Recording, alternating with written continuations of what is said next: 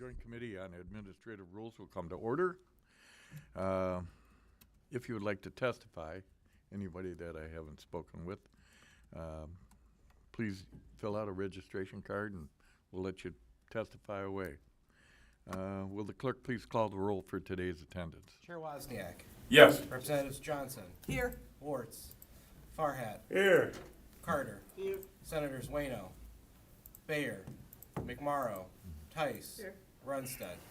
Mr. Chair, you have 4 representatives and 1 senator present. You do not have a quorum. Thank you. As a reminder to the committee members and to the audience in general, any action by the JCAR committee shall be by concurring majorities of the members from each house. That means 3 representatives and 3 senators must vote in the affirmative on any motion for that motion to prevail. And that's a little bit different than a regular committee vote. Today we'll be hearing testimony on JCAR Rule Set 2542 and whatever else we've got to talk about in those rule sets. We'll begin today with Mac Jones from the Department of Lara. And if you could introduce both yourselves and turn on the red light.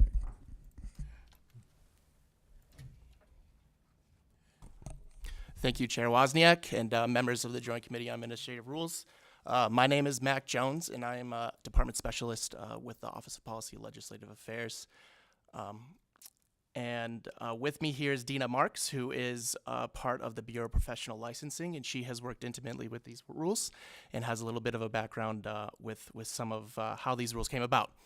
But first, I just wanted to sort of give a little overview of the Bureau and also some information as to the rules that you have before you today. The Bureau of Professional Licensing is housed under LAR's umbrella and is responsible for licensing and regulating over 700,000 individuals, including real estate brokers and salespersons.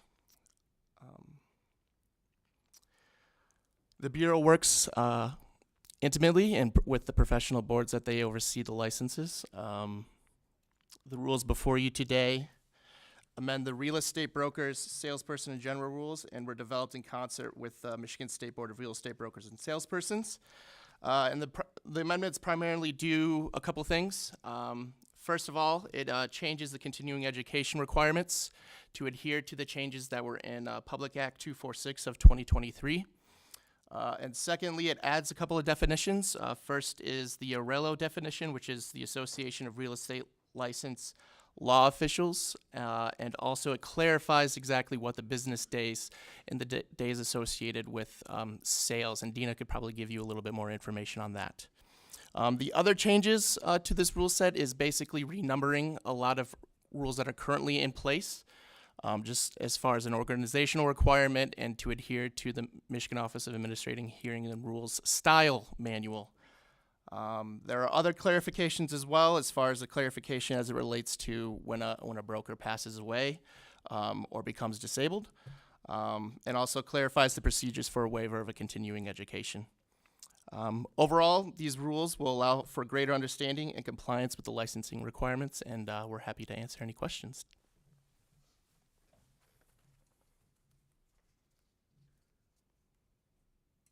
Rep. Carter. I'm going to move over a little bit. Oh, Thank you. No worries. Thank you, Mr. Chair, and thank you for your testimony. Very good. The report submitted to the committee indicated there was no opposition at the public hearing back in March. Has there been any since then? No. Okay, thank you.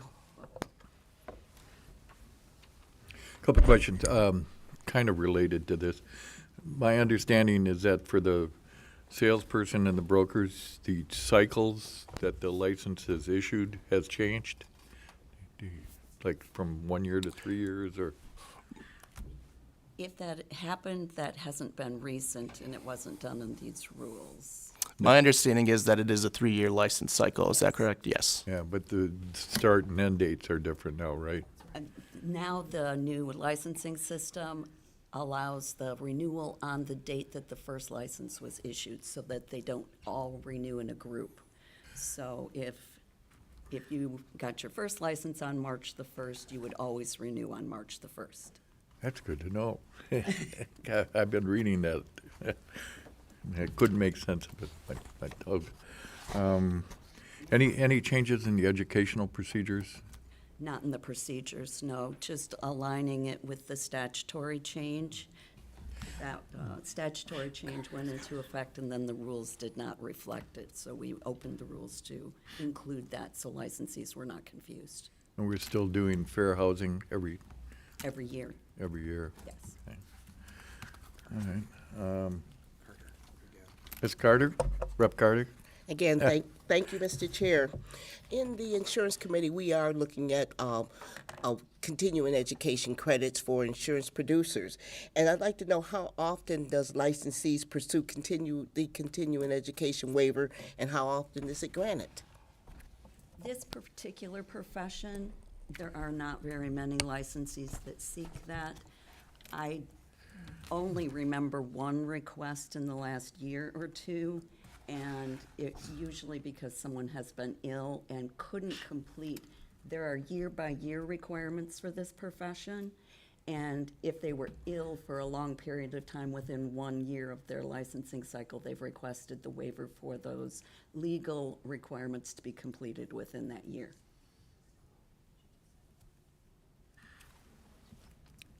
Okay. There was a change. Ms. Wirtz, Rep. Wirtz, are you ready to ask a question? Not yet? She doesn't have one right Oh, okay.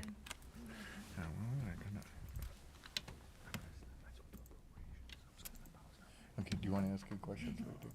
No, you're good. Okay. You had to leave. That's short of that. I have a question. Yeah, go ahead. Thank you, Mr. Chair. How do you decide which licenses get a 1-year renewal, 2-year, 3-year? I know that they're vastly different depending on what kind of license you get. In general, most licenses are at least for 2 years unless it's a limited license, and it depends on the profession. And I'm afraid it's administration that sets those, if it's not set in the statute. So some statutes require a certain licensing period for the profession. Okay, anybody else? No? Okay, well, thank you. Thank you for coming up. Thank you, Chair.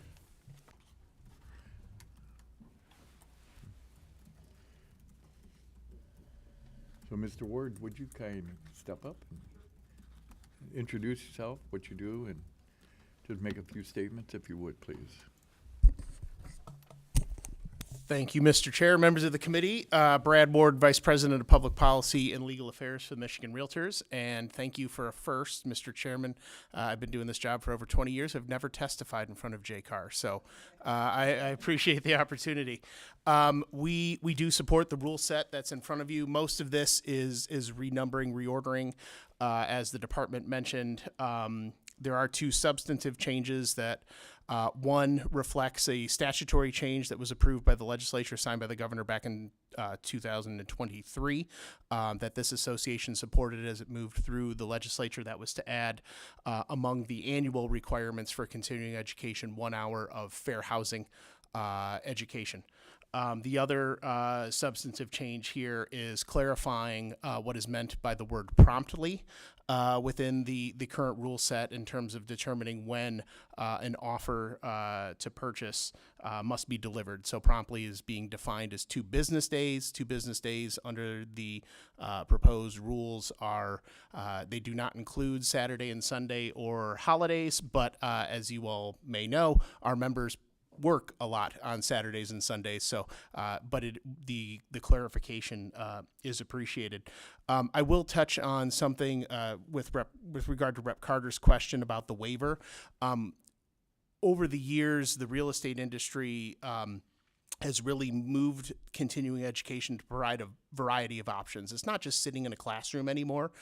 We have a lot of on-demand and online educational opportunities, which make it much easier for people to complete their continuing education, especially in some of the more rural areas of the state that may not have, a lot of in-person learning opportunities for continuing education. And that's something that that we as an association have started to provide to all licensees, not just our membership.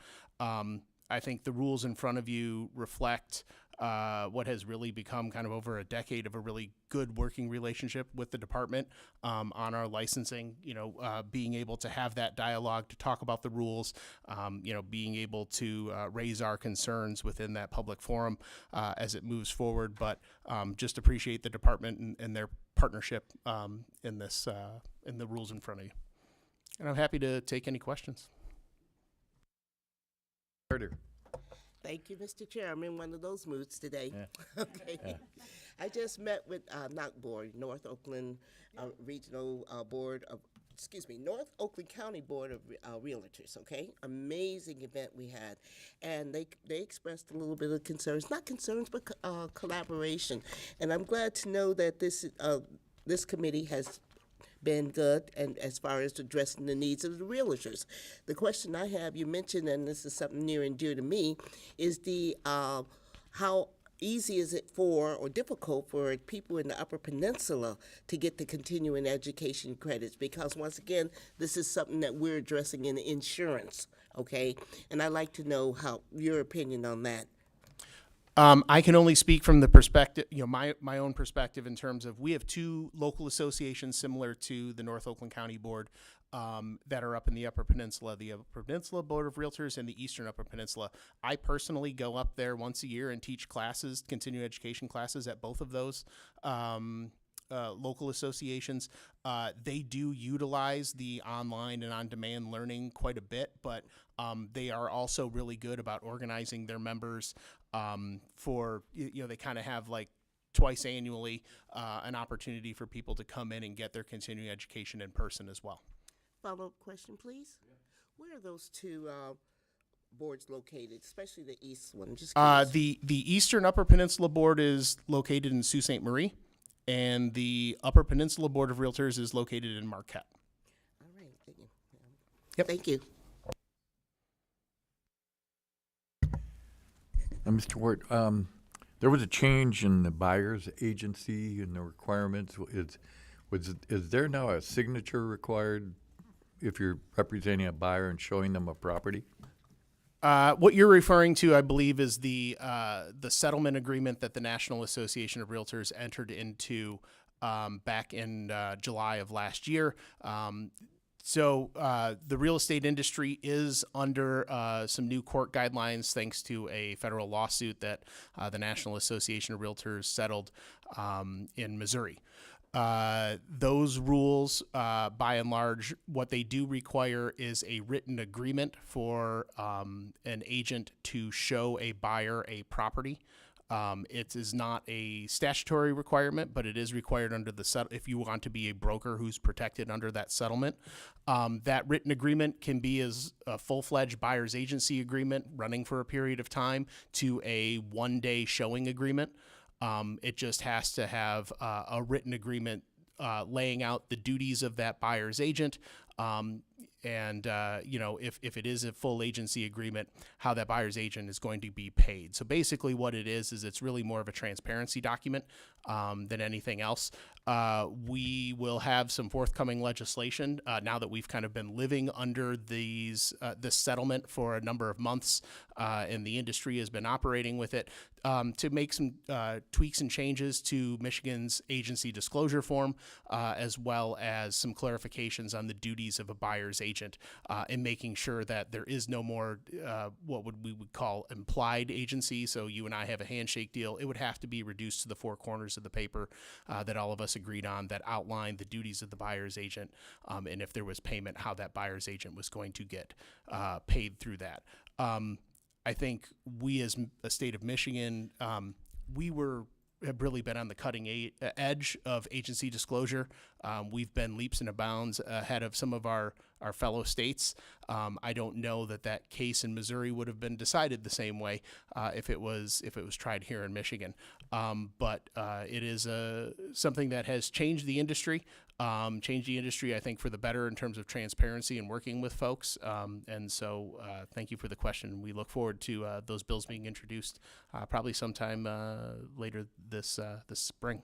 One more question relating to that is the signed document mandatory or is it optional? In other words, an agent could take a chance or a broker could take a chance in handling the transaction without that? If you are operating through the multiple listing service and you wish to be protected by the settlement agreement, that you are following the law as established by the court, the federal courts, then yes, that agreement will be required. It is not a state law requirement; it is a requirement of the settlement. And if you did not have that, you would be operating outside of the bounds of the settlement and could open yourself up to liability. So you've had a lot of cooperation among all the brokers and realtors throughout the state with regard to that issue?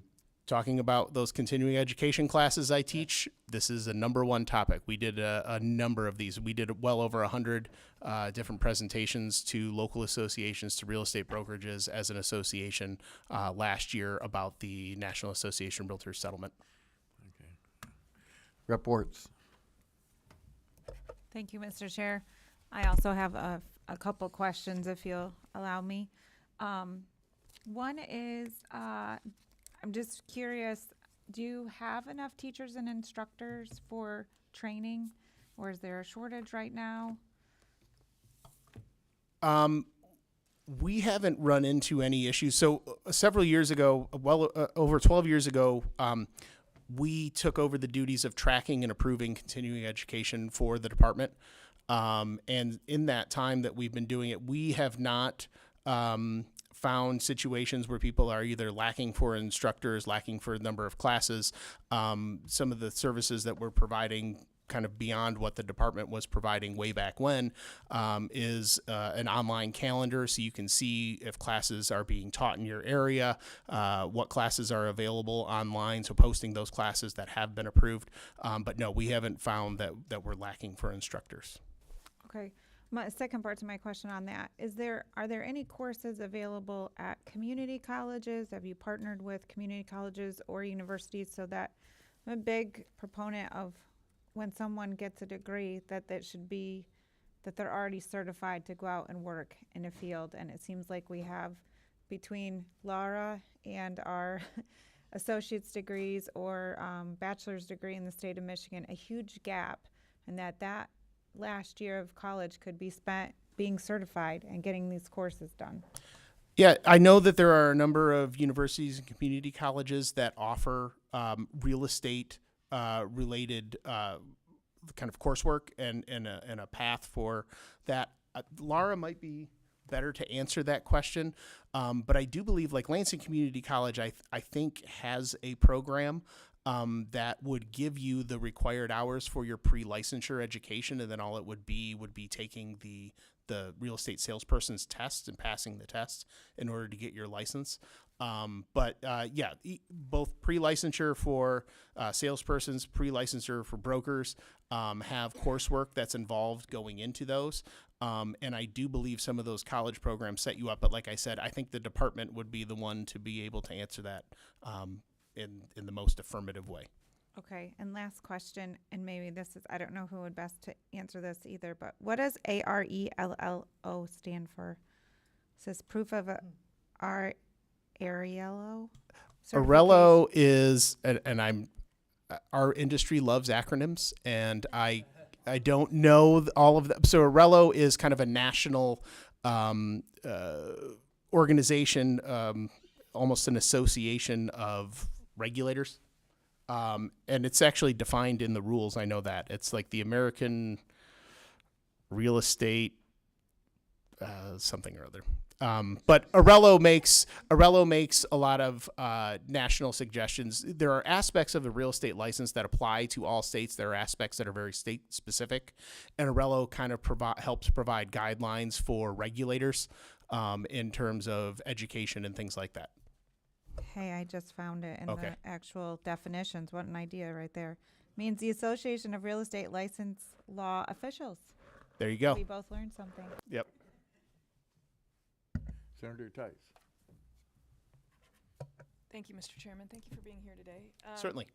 I have a question about the continuing ed. I want to, it's in the rule set, it describes it kind of generically, but what is the process for determining what needs to be taught, whether or not it's relevant, whether or not it's lost its relevance because times have changed or whatever, and, well, just if you could describe the process. Yeah, certainly. So some of the basic guidelines are laid out within the rules as well as some contained in statute. The intention is to not be so prescriptive that you couldn't adapt to changes in the marketplace. So, for example, when we did have the real estate crisis back in 2009 through kind of 2012, real estate agents needed to know how to do short sales. And so classes on short sales became very popular. It was probably a class that had never been taught before, but the market adapted and changes were able to be recognized. So, but we have the CE marketplace that approves the classes. You're required as an instructor to submit your outline in terms of what will be taught in the class. The outline is compared against a certain kind of check sheet that we have. Classes that fall into legal would be legal updates, some of the evergreen legal like, contract law, agency law, things like that. And then the other piece is the new one that it's added here is fair housing. So, the tracking portion is a little bit separate, but the approval is based on the statutory and rule requirements that are laid out within our license.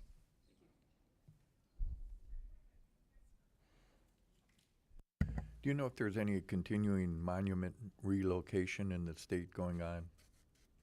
Oh, wow. I'm sorry. Yeah, I wouldn't. I would only be guessing, sir. Okay. But I do believe there is a remonumentation fee that is still paid on the filing of deeds, and that remonumentation is done. But again, that's a question for the department, and I don't know that the folks from the department that are sitting behind me are the correct department people to answer it. Yeah. But Laura oversees that as well. Do you oversee the CCIM program? At Yes, all? that is a designation within the Realtor organization. Right. And that's more education separately. Yeah, so we as an association, so the state of Michigan prescribes pre-licensure for salespersons, pre-licensure for brokerages. So we have a real estate salesperson, real estate brokerage license in Michigan.